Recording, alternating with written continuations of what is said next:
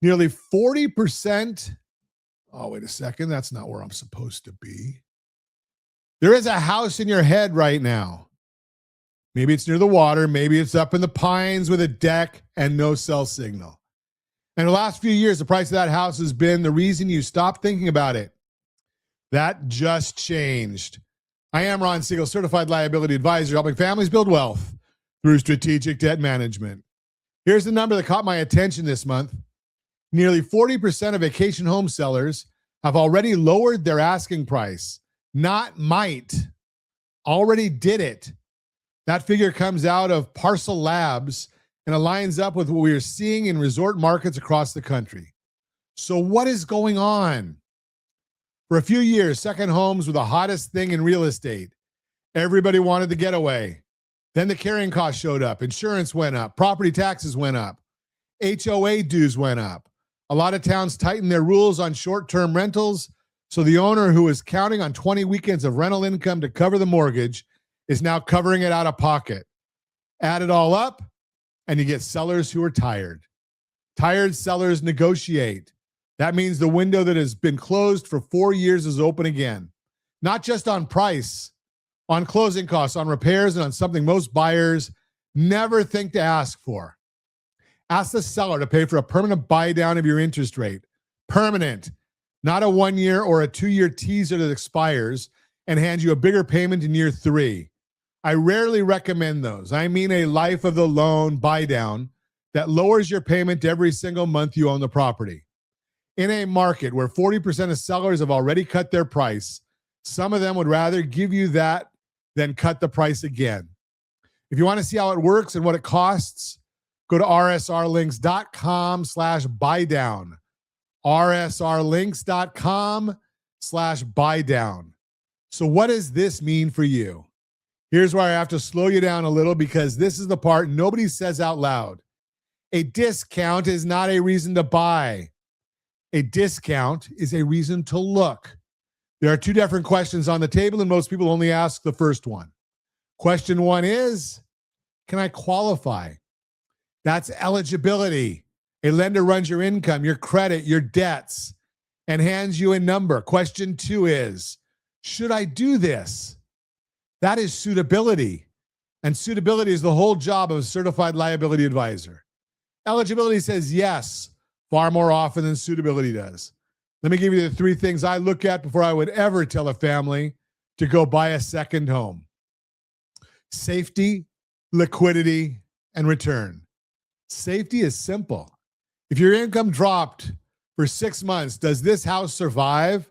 Or does it become the thing you are forced to sell at the worst possible moment? Liquidity is the one that gets skipped.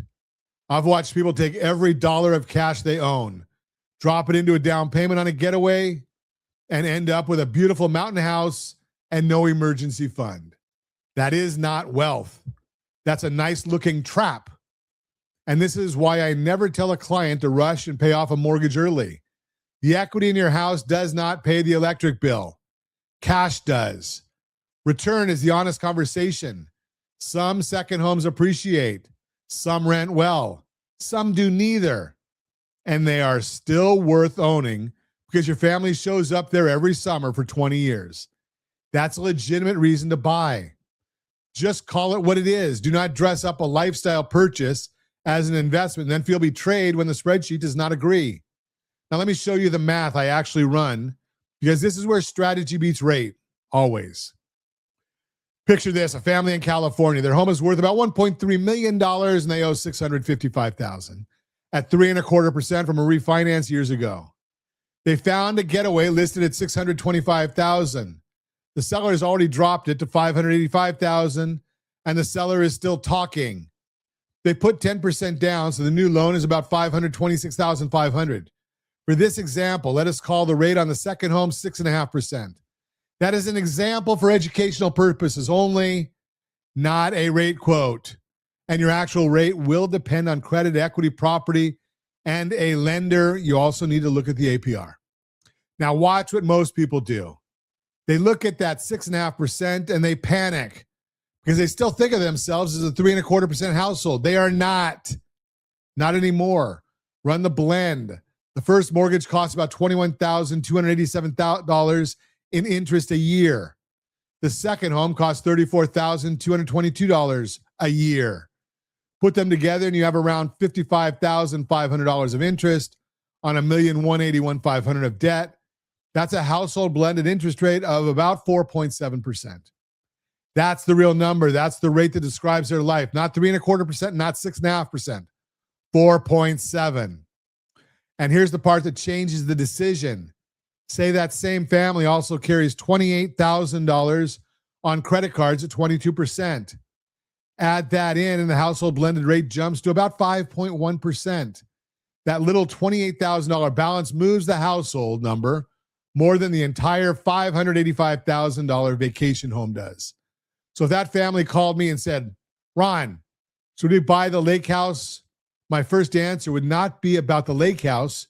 It would be about the $28,000.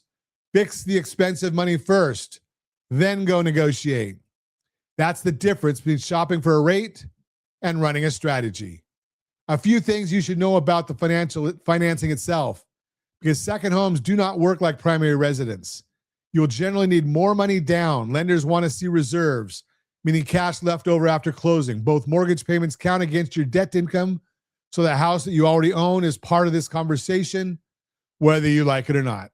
And in most cases, you cannot use future rental income to help you qualify on a second home. If the plan depends on renting it out, say that early, because that may make it an investment property, and investment property financing is a different animal with different pricing. One more thing, and I mean this. Be truthful about how you will use the property. Occupancy is not a technicality. It is on the loan documents you sign. So what do you do this week? Don't start with Zillow. Start with your own numbers. Know what you actually have, what you actually owe, and what you can actually keep liquid after you close. Once you know that, a motivated seller becomes an opportunity instead of a temptation.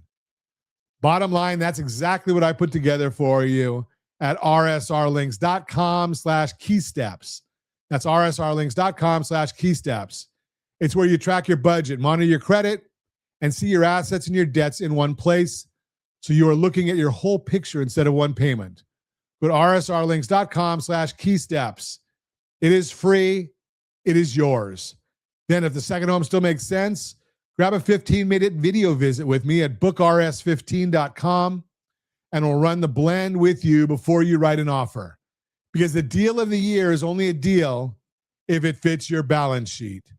I am Ron Siegel, certified liability advisor, helping families build wealth through strategic debt management. Thanks for listening to the Real-Time Real Estate segment, brought to you by rsrmoney.com, rsrmoney.com. Free.